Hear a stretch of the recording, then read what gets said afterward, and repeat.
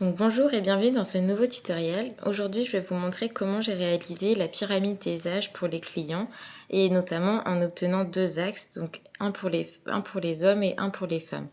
Donc cela est simple. Tout d'abord, il faut créer une variable âge des clients. Donc pour cela, on prend la fonction année et on vient soustraire la date de naissance pour avoir l'âge du client. La deuxième étape, c'était de créer cette variable, de la modifier en faisant des tranches, puisque l'âge des clients peut être 35, 36, 37, mais ce qu'on veut étudier, c'est par tranche, donc il faut créer des tranches d'âge tous les 10 ans.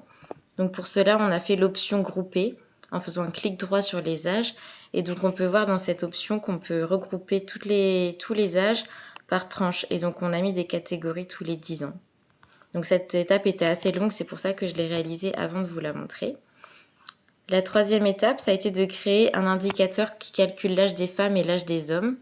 Donc l'âge des femmes, on a juste pris le nombre de clients où on a comptabilisé là où il y avait le sexe femme. Donc comme ça, on peut savoir exactement combien de clients femmes on a dans notre base de données. Excusez-moi. Et donc pour la deuxième variable, donc l'âge des hommes, c'est la même chose, juste on va multiplier par -1 le nombre de clients hommes, où le critère M dans le champ gender est présent. On fait -1 pour obtenir un axe inversé et donc avoir la forme d'une pyramide. Ce sera plus joli et plus visuel. Donc grâce à cette astuce, nous avons pu réaliser ce graphique où on voit bien que les valeurs des hommes sont en négatif.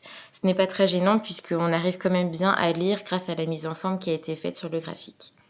Voilà, merci.